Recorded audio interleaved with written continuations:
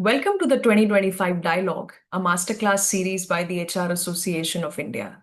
I am Neha Jagnani, and today's session is for anyone who has ever tried to shift mindsets, reshape habits, or drive meaningful change and wondered why it's so hard. Our theme today is the science of culture change, dives into what it really takes to influence behavior at scale and why so many well intentional efforts fall short. To help us unpack this fascinating topic, I'm thrilled to welcome Harini Sreenivasan. She's a curious soul who loves shaking things up. Coming from a family of innovators, engineers, and teachers, she's a unique blend of all. A business transformation consultant, coach, and a speaker, she's all about self management, agile leadership, and doing things differently. She helps organizations break free from rigid structures and embrace creativity, collaboration, and smart decision making. A nature lover and an environmental advocate, she finds joy in writing, experimenting, and bringing fresh ideas to life. Whether mentoring MBA students, moderating panel, or sparking conversations on LinkedIn, she's always on a mission to inspire change. If it's unconventional, innovative, or just plain fun, chances are she's already exploring it. Harini, thank you so much for joining. It's a pleasure having you. Thank you very much, Neha. It's an absolute pleasure to be back on the 2025 dialogue.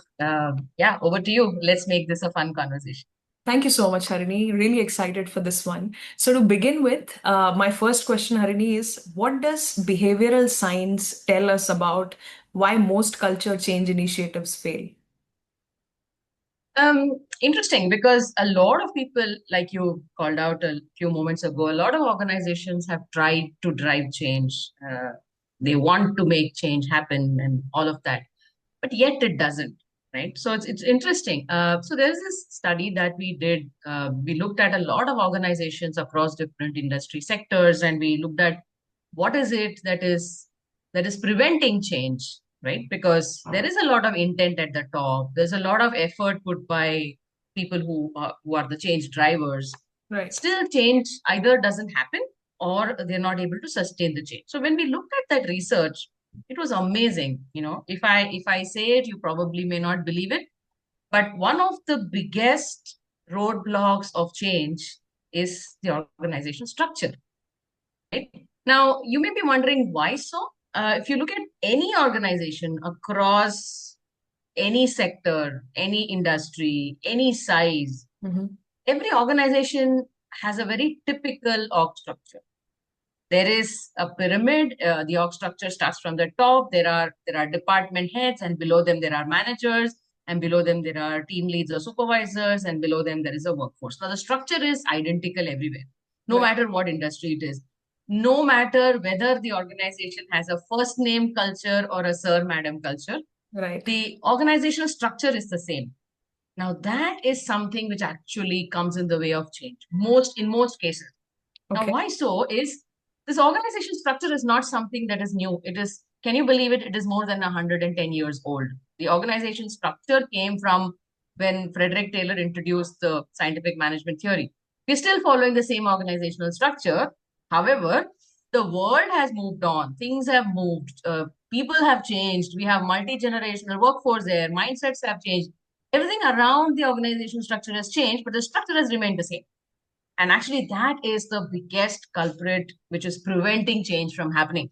There's more we can talk about it, but I'm sure your questions will deep dive into it. So for this moment, I'll pause here and we can move on to your next question. Sure, absolutely. That's a very powerful explanation, Harini. How the hierarchy has remained constant for so many years, yet, it's very difficult for organizations to realize that that could be the biggest roadblock for the change. So, thank you so much. My next question, Harini, is how can leaders move from influencing an individual to driving a change at a team or at organizational level? Interesting. A lot of leaders are stuck with this problem statement in their minds, right? Now, if you want individuals to change, it's very important to first understand what is the motivator of change, right? So, typically in organizations, the biggest motivator is the reward. Reward in terms of promotions, salary increments, incentives, bonuses, whatever. Right. In any organization, that is the biggest motivator, isn't it? Right.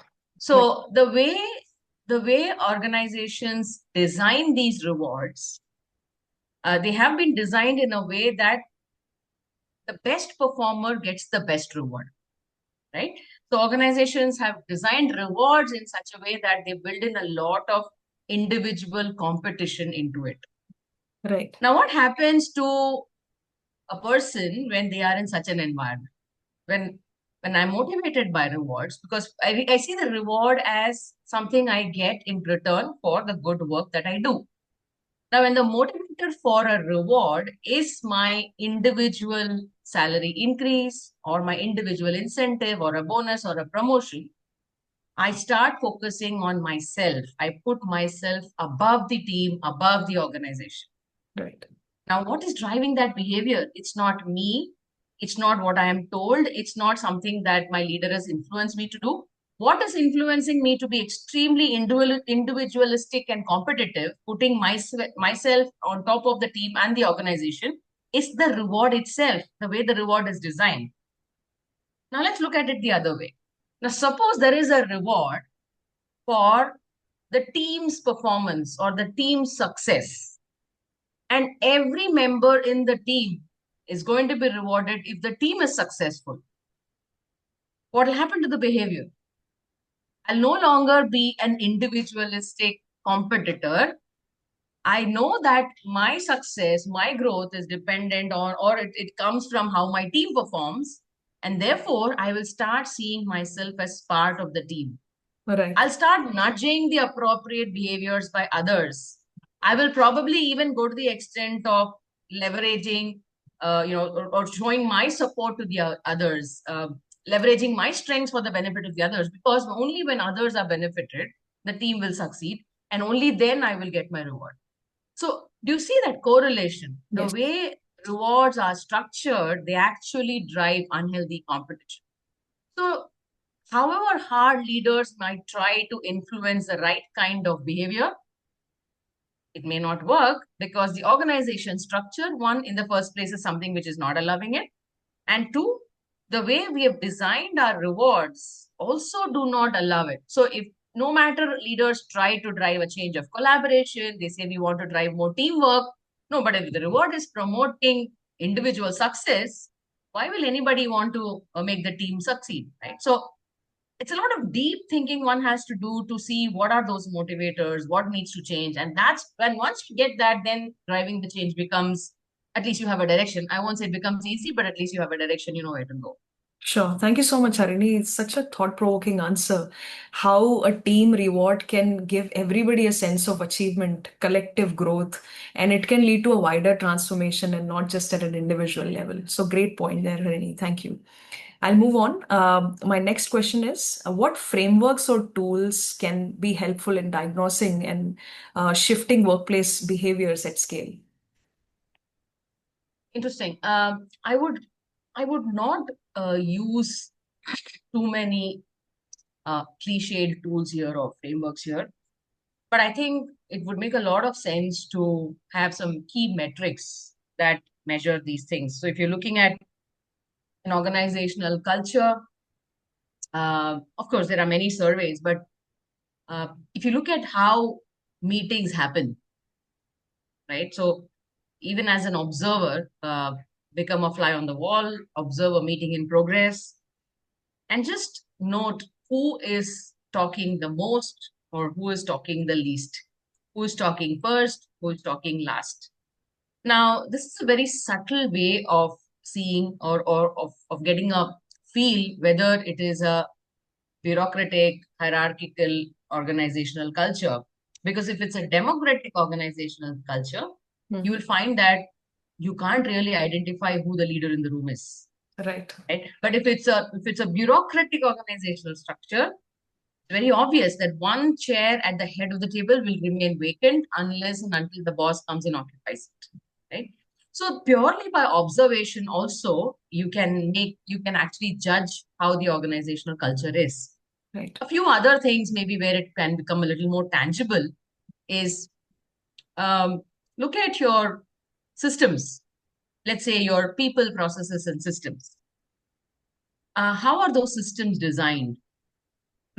Are there approvals that are there? Are there multiple approvals for it? For example, look at the leave management system. Okay.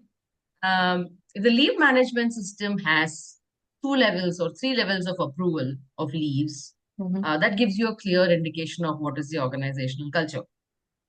Now, why I brought leave management as an example is leave is a benefit.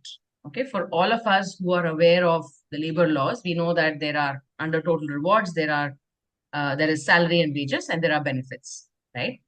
Leave comes under benefits. So leave is actually an earned benefit by an employee. It's in a way an entitlement. Of course, there are ways in which the leaves are structured so that productivity is not lost, but leave is an entitlement nevertheless, right? So if you have a multi-level approval process for any employee to go on leave, clearly indicates that organizational culture is not built on trust. It's built on extreme levels of bureaucracy. So that's one. Uh, there are other indicators. How do your claim reimbursement processes happen, right? If your claim reimbursement process is asking for a lot of documentation, which is again approved by once by the manager, then by a junior executive in the accounts function, and then by a senior executive in the accounts function, who will then release the amount. After a lot of scrutiny of those documents, and every single rupee spent needs to have a paper behind it. When all of this is there, again, you will know that the organization has a culture which is not based on trust. Look at the absenteeism in the organization. Look at the records, the leave records, and see if there are any trends, visible trends or patterns in absentees. Do you see people consciously, rushing home on Fridays, not coming in on time on Mondays? These are things that clearly indicate the engagement level. Now, all the examples that I gave you now, you don't need tools, you don't even need metrics. You can even, by observation, you can observe these patterns, and that talks to you a lot about the culture. Now, apart from this, there are several other tools as well. So, uh, there is this Patrick Lencioni's 5 dysfunctions of a team, which talks about trust being at the base of the pyramid. And that's the crux on which the culture thrives. There's also the Sempo style framework, which actually drives self management. But if you look at the 5 principles there, it talks about trust, it talks about autonomy, it talks about self management, it talks about extreme stakeholder alignment, and finally creative innovation. When you and you know and these can be quantified through surveys. You can get responses from people. You can quantify it through surveys, and you find what it is. Now there are these and many more tools which clearly identify pillars which demonstrate the culture of the organization, pillars on which the culture stands. Right. A lot of these well-known frameworks that are relevant in today's times, all of them are clear indicators or measures of where the culture of the organization is heading. One thing I've also noticed in all these culture diagnostic pieces that I have experimented with is that no matter what an organizational culture is, when you go and talk to an individual about what's the culture that he or she experiences, what they would talk about, what they're actually seeing around them, that's the culture for them, right?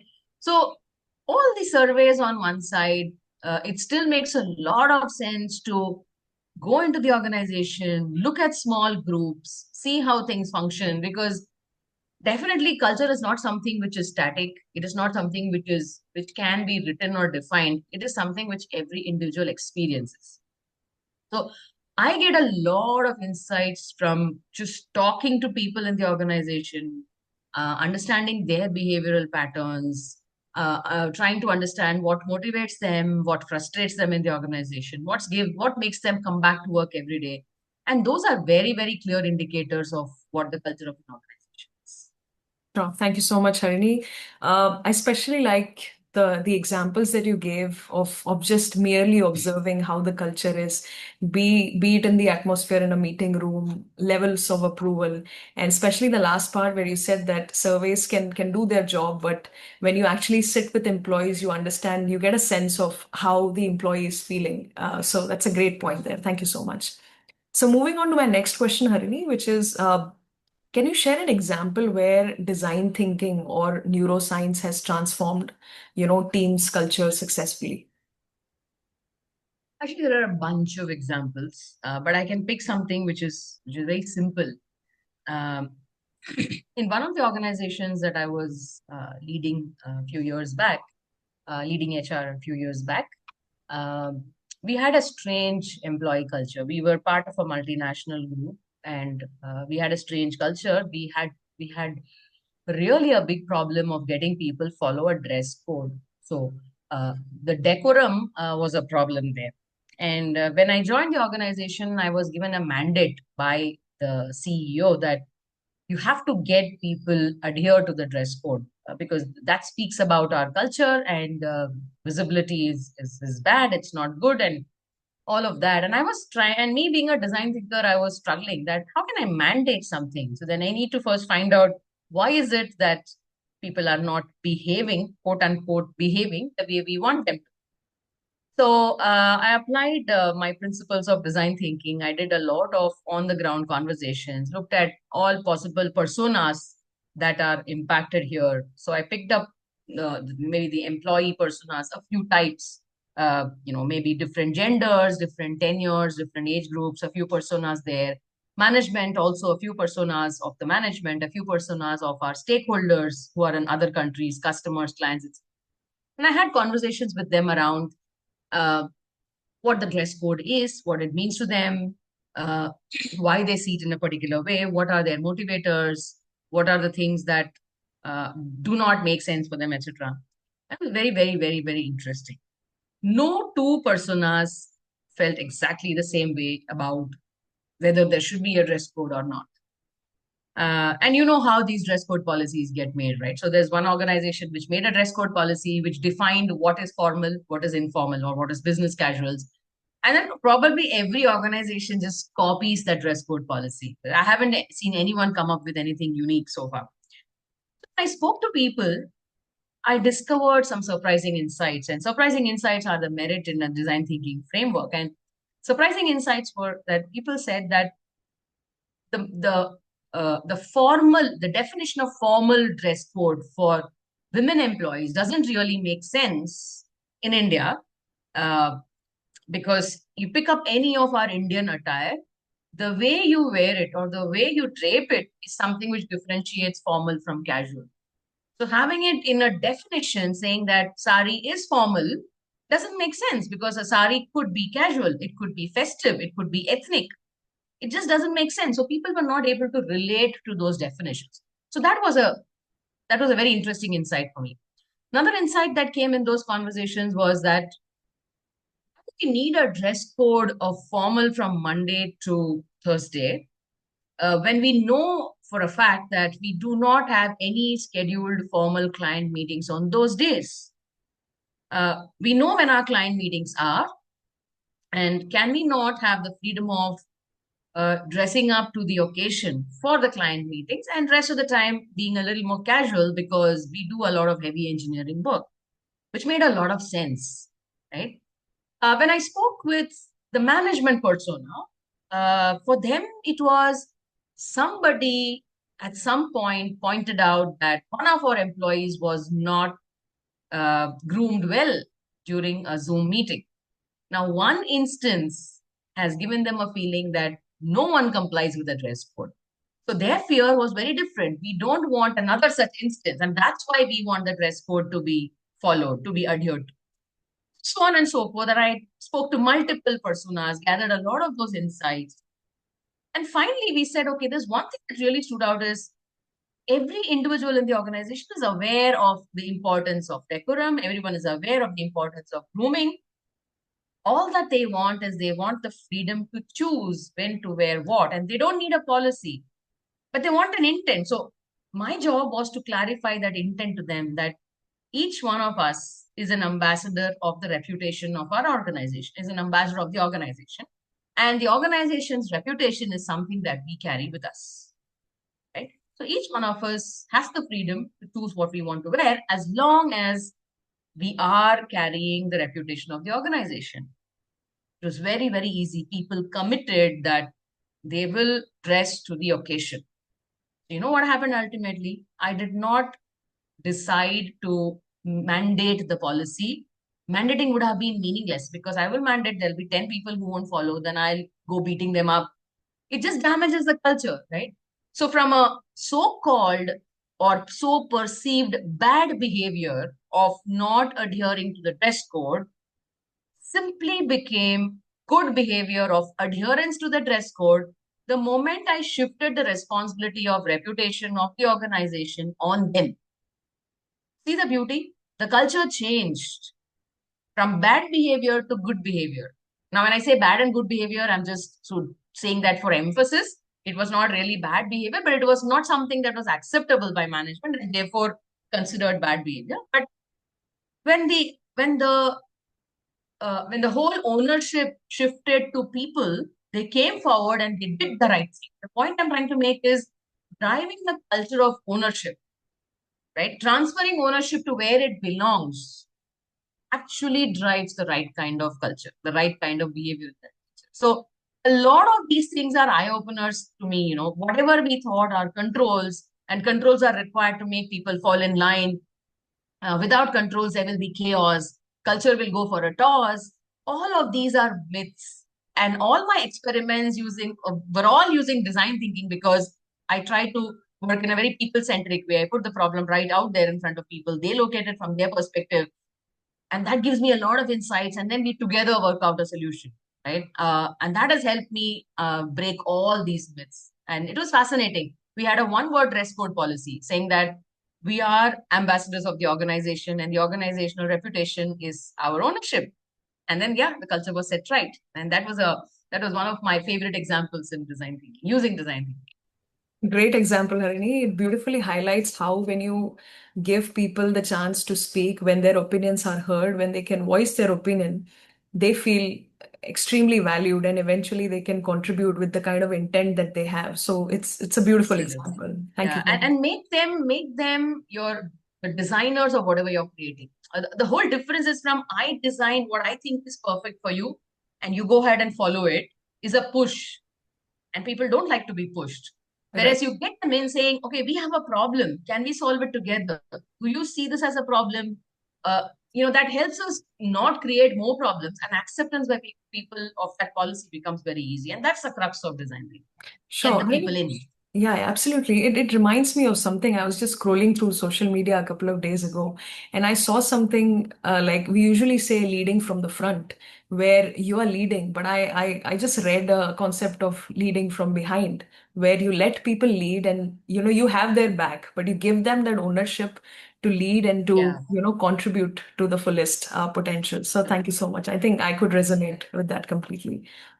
So this brings us to the last question, Harini, which is how can organizations make new behaviors stick beyond training and awareness programs?